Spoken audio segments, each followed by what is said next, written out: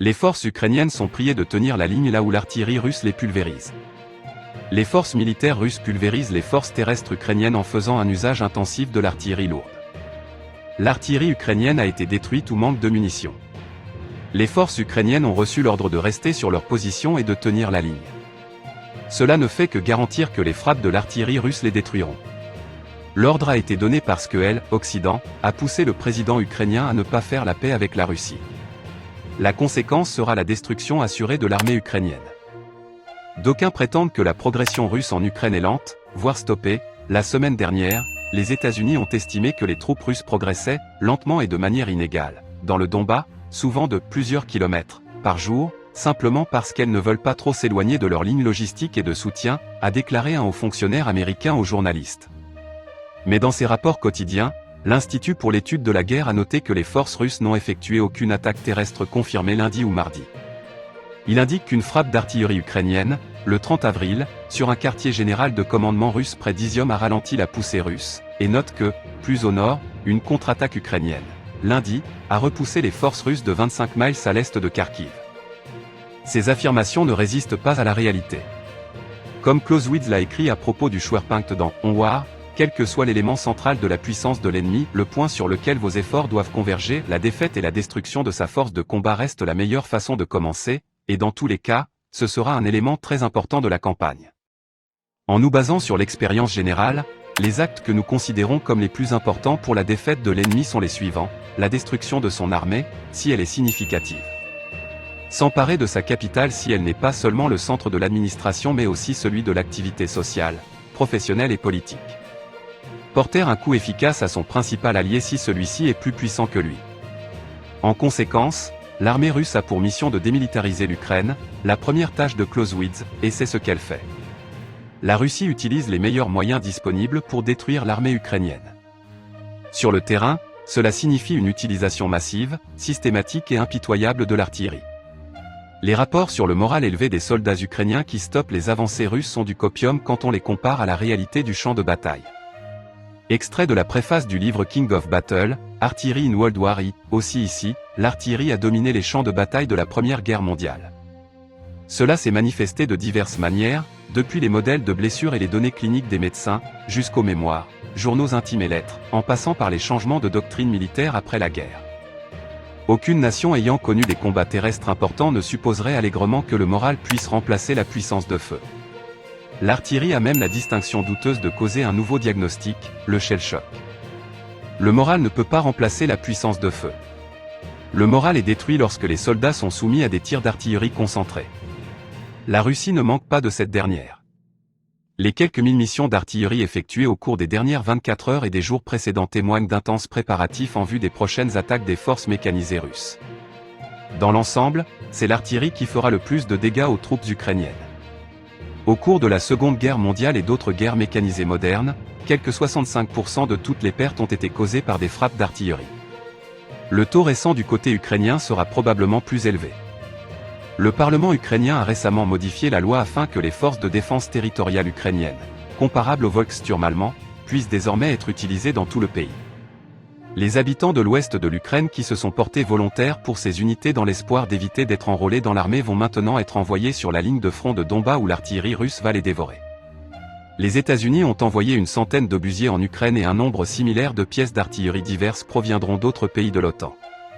Ces pièces posent plusieurs problèmes. Le premier problème est la formation. Les obusiers ne peuvent pas être utilisés par des novices. Combien d'Ukrainiens ayant une expérience de l'artillerie sont encore en vie? Livrés à la frontière ouest ukrainienne, les canons devront être transportés sur 1000 km vers l'est. La Russie a maintenant détruit un total de 16 sous-stations électriques le long des lignes ferroviaires. Hier, la Russie a endommagé un important pont ferroviaire sur le Dniepr. Un autre pont ferroviaire sur la ligne reliant la Roumanie à Odessa a été complètement détruit. L'Ukraine ne peut donc utiliser que ces quelques locomotives diesel pour transporter les canons et les munitions. Ce qui arrivera au front oriental sera trop peu et trop tard. Depuis quelque temps, la Russie s'était fixée comme priorité de détruire l'artillerie ukrainienne. Le briefing du soir d'hier du ministère russe de la Défense l'a souligné, les missiles de haute précision des forces aérospatiales russes ont détruit pendant la journée 4 batteries d'artillerie en position de tir, 3 dépôts de munitions près de Myrneia Dolina, Bakhmutskaya et Tachkovka. 20 zones de concentration de main-d'œuvre et d'équipements militaires, et une station radar de contre-batterie de fabrication américaine près de Popasneia. Les troupes de missiles et l'artillerie ont touché une batterie ukrainienne de lance-roquettes multiples BM-21 grades en position de tir, ainsi que 83 zones de concentration d'effectifs et d'équipements militaires. Une batterie est une unité d'artillerie de la taille d'une compagnie, 100 hommes, comprenant généralement 6 canons. La batterie est utilisée comme une unité de tir, ce qui signifie que tous ces canons tirent en même temps et sur la même cible. Le briefing du matin d'aujourd'hui fait état de nouvelles pertes d'artillerie ukrainienne. Les troupes de missiles ont touché 2 postes de commandement de l'affût, une batterie d'artillerie en position de tir, ainsi que 2 lanceurs et un véhicule de transport et de chargement du système de missiles tactiques Toshka-U pendant la nuit. Les unités d'artillerie ont touché 32 postes de commandement, 5 dépôts de munitions, 403 bastions, des zones de concentration de main-d'œuvre et d'équipements militaires, et 51 positions d'artillerie ukrainienne. Il s'agit de 6 batteries ukrainiennes, chacune étant très probablement équipée de 6 canons ou de plusieurs lance-roquettes, détruites en seulement 24 heures.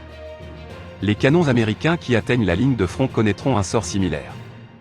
Au total, l'armée russe affirme avoir détruit 325 systèmes de lance-roquettes multiples, 1306 pièces d'artillerie de campagne et mortiers, pendant la guerre. Les drones, qui sont utilisés par les 2 camps pour diriger les tirs d'artillerie sur les positions ennemies, sont un nouveau participant au combat d'artillerie. L'armée russe affirme avoir abattu 20 des drones ukrainiens au cours des dernières 24 heures, pour un total de 726. Les briefings affirment que les forces russes ont éliminé jusqu'à 900 nationalistes au cours des dernières 24 heures. Ce chiffre est peut-être trop élevé, mais compte tenu de l'utilisation massive de l'artillerie, il est tout à fait plausible. Sans le soutien de l'artillerie en quantité suffisante, l'armée ukrainienne n'a aucune chance de tenir la ligne et d'arrêter les mouvements russes. Toute unité qui tente de tenir la ligne sera simplement malmenée par l'artillerie russe jusqu'à ce qu'elle ne soit plus capable de se battre. C'est ce qui se passe actuellement. Comme les Ukrainiens ont l'ordre de ne pas quitter ou déplacer leur ligne de défense, ils doivent soit abandonner, soit mourir en les défendant. En donnant l'ordre de « tenir la ligne », les dirigeants ukrainiens contribuent à la démilitarisation de l'Ukraine par les Russes. Pourquoi font-ils cela? La situation de l'Ukraine est désespérée et ce, depuis un certain temps. Pourquoi son président Zelensky n'a-t-il pas abandonné? Pourquoi n'accepte-t-il pas les conditions de paix de la Russie? Nous pouvons trouver la réponse dans un article publié dans la Pravda ukrainienne. Après l'arrivée du Premier ministre britannique Boris Johnson à Kiev, une éventuelle rencontre entre le président ukrainien Vladimir Zelensky et le président russe Vladimir Poutine est devenue moins probable. Selon des sources de l'UP proches de Zelensky, le Premier ministre britannique Boris Johnson, qui est apparu dans la capitale presque sans prévenir, a apporté 2 messages simples. Le premier est que Poutine est un criminel de guerre, qu'il faut le presser, et non négocier avec lui.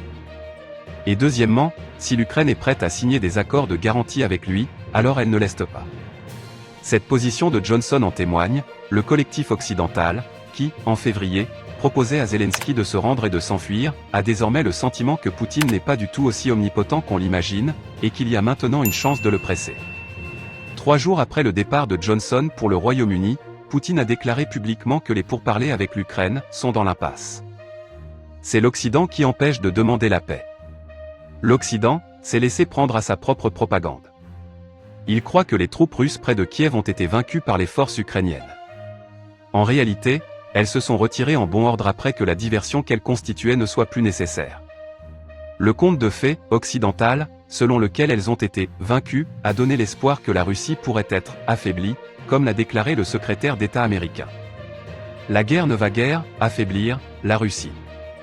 Mais la guerre va détruire l'armée ukrainienne et beaucoup de ses hommes.